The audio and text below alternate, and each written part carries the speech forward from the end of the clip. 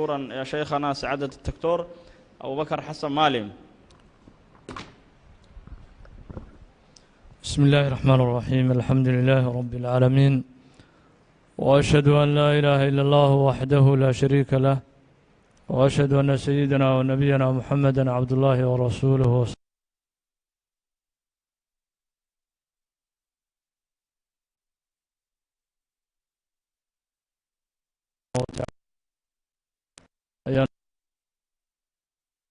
nicamka faraha badan ee ilaahay uu inagu shubay oo ilaahay uu nagu manaystay oo ay ugu weyn tahay nicmatu اliimaan wاlislaam wa ajalu nicmatin cala alinsaaniya. waa nicmadda ugu weyn oo qof bini aadama ilaahay subxaanahu wa tacaala uu ku manaysto. waxaa kaloo aan ilaahay uga mahad celinaynaa subxaanahu wa tacaala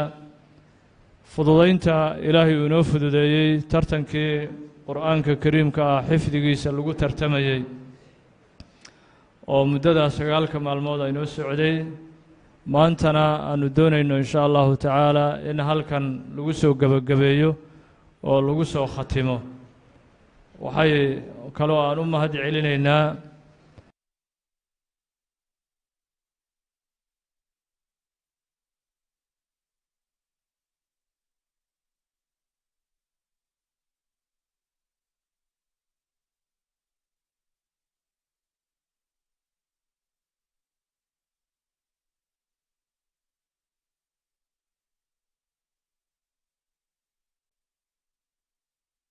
ku bixiyey isagana waan u mahad celinaynaa. jazaahu allahu khayra jaziila wajacala mahwaahu aljanna. ilaahay subxaanahu wa tacaala abaalmarintiisa janno allah uga dhigo, allahna karaameeyo sida kitaabka ilaahay iyo qur'aankaba uu u karaameeyey. isagana addunya aakhiraba ilaahay ha karaameeyo subxaanahu wa tacaala. maalkiisa iyo dadkiisa iyo diintiisana allah u barakeeyo. intaas ka bacdi walaalayaal, rumahantii waxa laysku dhiirigeliyo oo laysku tashjiiciyo oo laysku tirtirsiiyo waxa ugu qiimo badan kitaabka ilaahay subxaanahu wa tacaala. kalaamu rabbi alcaalamiin ayaa ugu qiimo badan waxa laysku tashjiiciyo oo laysku dhiirigeliyo. inta kitaabka ilaahay subxaanahu wa tacaala aanu xushmayno oo aanu qadarinno oo juhdi iyo dadaal aanu ku bixinno xifdintiisa, tadbiiqintiisa iyo ku camalfalkiisa, karaamayntiisa, ayaa ilaahay innagana noo karaamayn oo ilaahay uu noo naxariisan subxaanahu wa tacaala. run ahaantii walaalayaal, waxa aanu isku baraarujinaynaa soomaalida na dhegaysanaysa iyo kuwana daawanaya dhammaantood waxaan isku baraarujinaynaa maantay marxaladda qur'aanka kariimka uu marayo iyo goobaha lagu barto lagu xifdiyo qur'aanka kariimka ah waa goobo aan u habboonayn oo laa'iq aan u ahayn mustawaha iyo heerka ay marayaan madaarista taxfiidka qur'aanka kariim lagu hayo. sidaas awgeed anigoo fursaddan ka faa'iidaysanayo waxaan ugu baaqaynaa dadka ilaahay subxaanahu wa tacaala hantida uu siiyey in hantidooda ay ku bixiyaan dugsiyada qur'aanka inay boosas u iibiyaan oo ay u dhisaan meelo qurux badan oo qur-aanka munaasib u ah. maxaa yeelay maanta waxaanu garanaynaa meel walba ee mujtamacu isugu yimaado waxay leedahay hoy ama guri lagu martigeliyo, laakiin qur-aankii ilaahay maanta guri ma haysto munaasib u ah oo lagu martigeliyo oo lagu barto oo lagu faafiyo. waxaad arkaysaan waxyaalaha munkarka ah xataa guryo qurux badanaa loo sameeyey sida maaragtaahay shaneemooyinka iyo tiyaatarada iyo meelaha lagu caweeyo waxbaa loo sameeyey, guryo qurux badan ayaa loo sameeyey. meelaha amaakinu lahwi walacib ee banooniga iyo lagu cayaaro waxaa loo sameeyey meelo aada u baaxad weyn, aada u qurux badan ayaa loo sameeyey. iskoolaadkii adduunyada lagu baranayey ee mawaadda adduunyada lagu baranayey waxaa loo sameeyey dhulal waaweyn ee aada u qurux badan. qur'aankii kariimka ahna sida aad dareemaysaan waxaa lagu bartaa oo mucallimiintu ay ardayda ku soo saaraan oo qur-aanka ay ugu khidmeeyaan meelo luuqluuq ah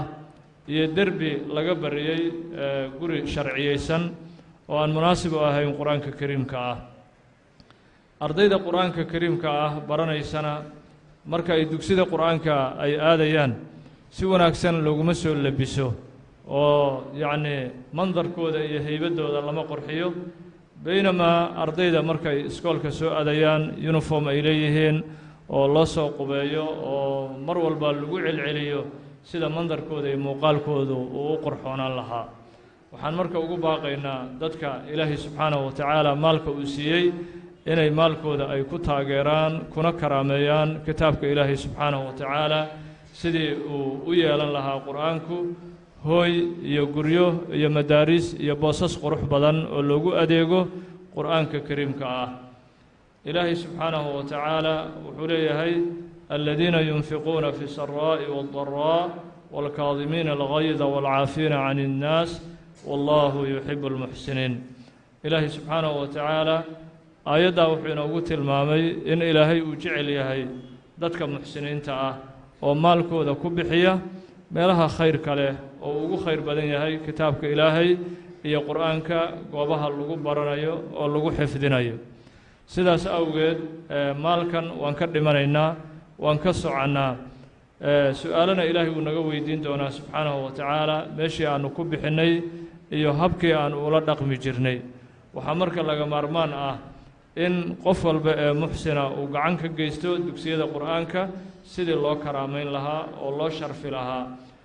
maalkaa ilaahay kuugu barakayn subxaanahu wa tacaala caafimaadkaaga ilaahay kuugu barakayn dadkaaga iyo diintaada iyo deeqaaga ayaa ilaahay kuugu barakayn haddii maalkaaga meelaha ilaahay uu jecel yahay oo ay ka mid yihiin dugsiyada qur-aanka aad ku taageertid oo aad ku bixisid nebigeenna sala allahu wasalam wabaaraka caleyh wuxuu leeyahay halaaatun uqsimu calayhin saddex arrimood waan ku dhaaran uu yidhi nebigu sala allahu calayhi wasalam saddexdaa arrimood oo nebigeenna uu ku dhaartay sala allahu calayhi wasalam waxaa ka mid ahaa maa naqasat sadaqatun min maalin qad sadaqu maal ma nusqaamiso waan ku dhaaran uu yidhi nebigu sala allahu calayhi wasalam way barakaysaa mooye ma nusqaaminayso sadaqadu maalka lidaalika qofkii doonaya in ilaahay subxaanahu wa tacaala uu jeclaado qofkii doonaya in ilaahay maalkiisa ilaahay u barakeeyo ilaahay doonaya subxaanahu wa tacaala jannatu naciim in ilaahay howgiisa uu ka dhigo qur-aanka ilaahay ha karaameeyo boosasna ha u iibiyo waxyaalaha cajiib kale waxaa ka mid ah mulaaxadaadka in laysku baraarujiyo mudan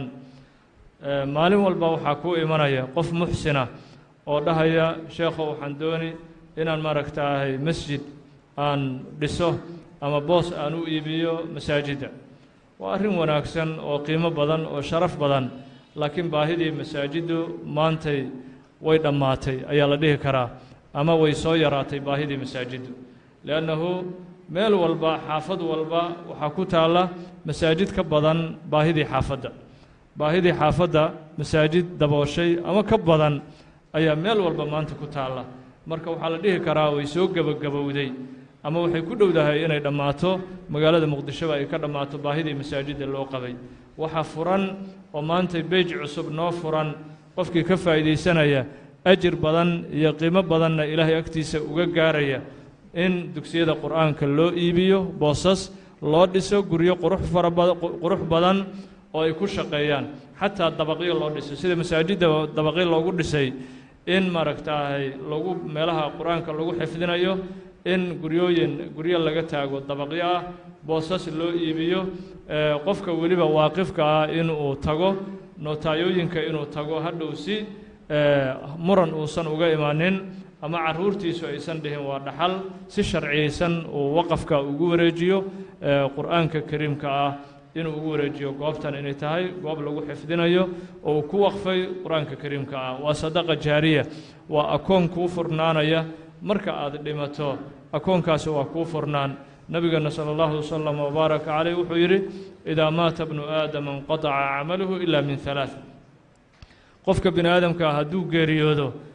akoonkiisii waa la xihaa camalkiisiina wuu go-ay wax dambe oo loo soo qorayaana ma jiraan ilaa saddex arrimood qofkii sameeyey maahani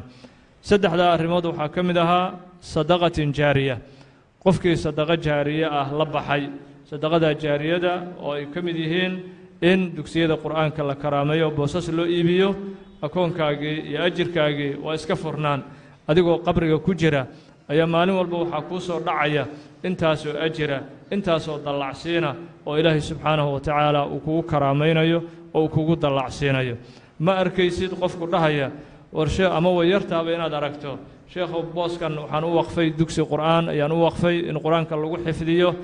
waxaan doonay in macallin kafaa'a u leh aad ii soo raadiso laakiin waxa weeye sanadkii ilaa 5 6 7 goor ayaan aragnaa dad masjid wada oo dhahaya masaajidkan waxaan doonayaa inaan waqfo hadda ugu dambaysay xafladan markay bilaawmaysay nin muxsina meesha iigu yimid markaasuu wuxuu yidhi 2 boos ayaan waqfay yidhi oo masjid aan ku waqfay waan doonayaa inaan maaragtaahay yacni masjid laga dhigo oo aan doonayaa in masaajidda maaragtaa lagala wareego oo loo khidmeeyo masaajidka ilaahay loo raadiyo qof khaadimka noqda u adeega marka sidaasay maar walba isaga imaanayaan baahidaasina maanta way soo xirantay ama waxaa la dhihi karaa way yaraatay waxaa furan baahidii dugsiyada qur'aanka aanu gacan siino aanu taageerno waxaad ogtihiin maantay ubadkan soo baxay oo aan rajaynayno insha allahu tacaala dalkeenna iyo diinteenna iyo ummaddeennaba inay anfacaan waxaa lagu soo saaray duruufo adag macallimiintu waxay ku soo saareen duruufo aad u dhib badan ayay carruurtan ku soo saareen waxay ku soo saareen iyagoon karaamo badan aan waalidiintii kale aysan kala kulmaynin waxay ku soo saareen iyagoo dugsidii qur'aanka ku dhigaya meelo luuqluuqa meelo maaragtaay jid qarkiis ah iyagoo maaragtaay ku dhigaya laamyeeri kulayl badan oo markii bilaha sida bisha maarso oo kale kulaylka la gaaro macallinkii ardaygii ay isku dhibtooneen maxay waxaad ogtahay